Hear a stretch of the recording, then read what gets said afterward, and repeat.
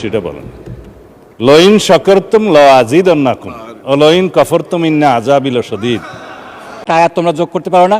কুল আবিল্লাহি ওয়া বিআয়াতিহি ওয়া বিরাসূলিহি ইস্তাহজিউন। এটা তো আসলে ভুল ব্যাখ্যা হচ্ছে, এটা খুব ভুলভাল বিষয়। এ ব্যাপারে রাসূল সাল্লাল্লাহু আলাইহি ওয়াসাল্লামের কঠোর সতর্কবাণী এসেছে যে এইগুলা বিষয়ে ঠাট্টা বিদ্রূপ করার বিষয় না। আমি মাননীয় প্রধানমন্ত্রী যখন ছিলেন আমাদের দেশনেত্রী বেগম খালেদা জিয়া, সেই সময়ের একটা জাস্ট খালি ঘটনা উল্লেখ করছি। সে সময় শাহবাগের সময় কোরআন হাদিস নিয়ে অনেক বিদ্রূপ হচ্ছে, ঠাট্টা তামাশা হচ্ছে। সে সময় একটা চিঠি লেখা হয়েছিল, সেই চিঠিটা নিয়ে যখন আমরা গেলাম তিনি বললেন কোরআনের একটা আয়াত সূরা তওবার একটা আয়াত তোমরা যোগ করতে পারো না। কুল আবিল্লাহি ওয়া বিআয়াতিহি ওয়া বিরাসূলিহি ইস্তাহজিউন।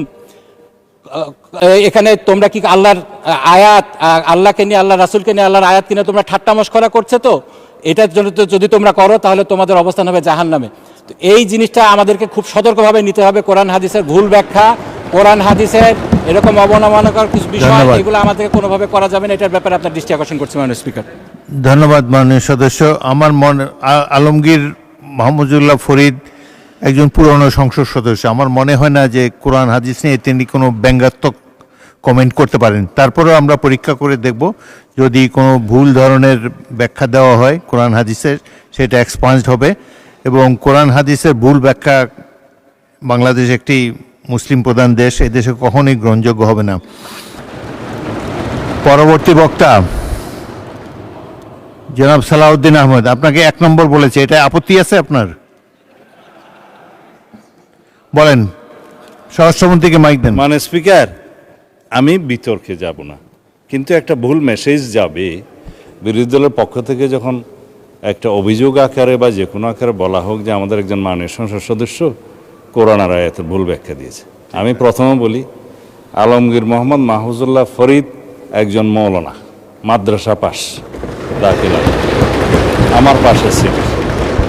তিনি অন্তত এই উদ্দেশ্যটা বলেন, লইন শাকারতুম লাযিদান্নাকুম ওয়া লইন কাফারতুম ইন্না আযাবি লাশাদীদ। যেটা উনি বলেছেন সেইটা প্রাসঙ্গক্রমে বলেছে।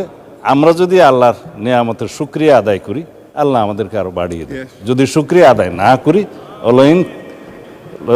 লইন কাফারতুম ইন্না আযাবি লাশাদীদ, আল্লাহ আযাব বাড়িয়ে দিতে পারেন। এখন এটা পলিটিক্যালি কেন বক্তব্য হবে, এটা দিয়ে কেন পয়েন্ট অফ অর্ডারে বাড়ানো হবে? এটা ঠিক হয় না মাননীয় স্পিকার। তিনি বলেছেন, সৎ উদ্দেশ্যেই বলেছেন, এবং আমরা যেন আল্লাহর শুকর গুজার করি।